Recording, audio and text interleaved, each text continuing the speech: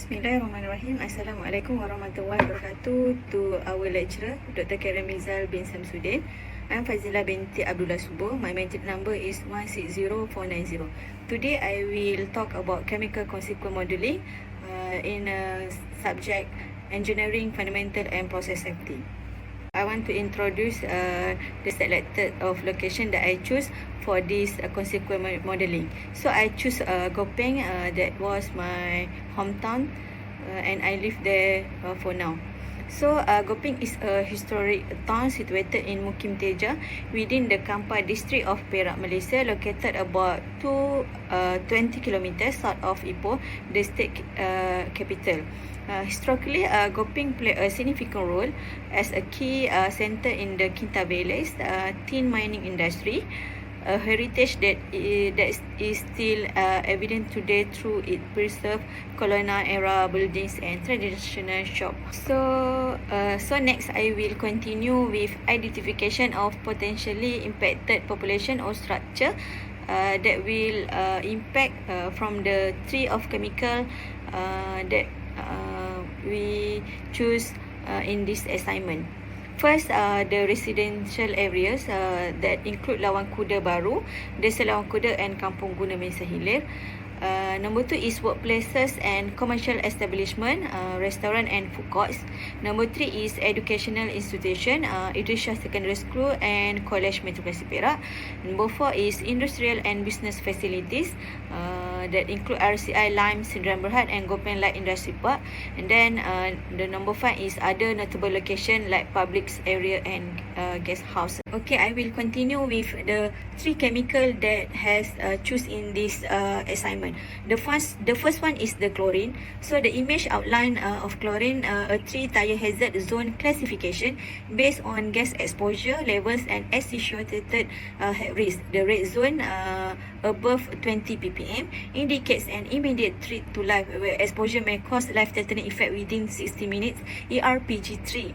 The orange zone above 2 ppm present a risk of serious or irreversible health effect, AEGL2, over 60 minutes, such as severe respiratory symptoms. The yellow zone above 0.5 ppm signifies potential for mild irritation or discomfort within just 10 minutes, AEGL1. Exposure to the substances in any of these zones poses significant health hazard, including respiratory distress, pulmonary edema, and possibly death due to its high toxicity when inhaled. It also present environmental hazard, being highly reactive with organic matter and water, leading to the formation of harmful byproduct. Tough, non-flammable, it can support combustion of other substances, increasing the overall risk in the fire scenario. Number 2, the image of ammonia describe a blast pressure hazard classification using a 3-zone system based on overpressure levels and the severity of impact. The red zone above 0.5 atm represent the most dangerous area where structure destruction is possible, although the level of concern has not been exceeded.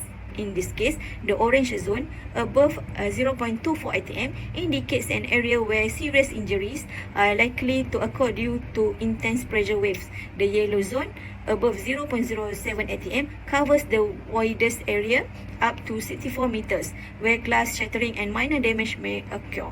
Exposure to this hazard poses several health risks, including skin, eye, and respiratory irritation, and may become life-threatening at high concentration. It also presents environmental hazards, as it is toxic to aquatic organisms and capable of causing lasting ecological damage. In terms of fire and explosion risk, the substance is particularly dangerous as it can form explosive mixture with air under the right condition, highlighting the need for strict monitoring and mitigation strategy.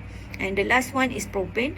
The diagram categorizes hazard zone based on concentration, exposure level, and their corresponding effect. The red zone above 33,000 ppm within 56 meters represent the most critical area where exposure can result in immediate and severe health consequence, including death.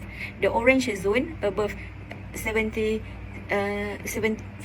ppm with 90 meters still poses a serious health threat, potentially leading to significant health issue if proper precaution area not taken. The yellow zone above 5,500 ppm within 190 meters marks the outer perimeters where exposure can cause mild irritation but still as necessity caution. From a health perspective, this substance is highly dangerous at elevated concentration, causing dissonance, suffocation, and depression of the central nervous system. It also poses environmental risk, particularly as a contributor to a pollution when released in substantial quantities. Critically, the substance is highly flammable and can form explosive mixture with air in the presence of ignition sources. It can trigger devastating fire and explosion. This hazard underscores the importance of state control, rapid response, and effective zoning to protect both human life and surrounding environment. So the next one is mitigation strategy that we can do to control this chemical. The first one is engineering control. In engineering control, to effectively reduce chemical hazard, engineering control focus on physical barriers and systems that limit exposure. This includes implementing secondary containment structure such as dikes, berms or spill pellets designed to contain leaks or spills and prevent the spread of hazardous substances. Additionally, installing leak detection system with sensor and alarms allows for the prompt identification of leaks, enabling automatic shutdowns or isolation procedure to minimize the risk. Adequate ventilation systems are also critical as they help disperse and remove harmful vapor from the workplace environment. Moreover, the use of explosion-proof and intrinsically safe equipment is vital to prevent ignition sources in areas where flammable chemicals are present. The next one is administrative control. Administrative control involves establishing policies and procedures to promote safe chemical management, creating a comprehensive standing operating procedure (SOP), ensure that all personnel follows some consistent and safe method for handling, storing and disposing of chemical. Regular inspection and maintaining routines essential to detect and address equipment or storage issue before they lead to incident. Maintaining a detailed and a current chemical inventory, including material safety data sheet (MSDS), supports proper hazard communication and compliance with safety regulation. And the last one is training and emergency preparedness. Effective training program are fundamental to equipping employees with the knowledge and skill necessary for safe chemical handling and emergency response. Regular training session should cover chemical hazard, correct use of personal protective equipment (PPE) and establish emergency procedure. Conducting periodic emergency drills help reinforce employee readiness by familiarizing them with evacuation routes, emergency contacts, and response action, ensuring a swift and organized reaction during actual emergency. That's all from me. Thank you.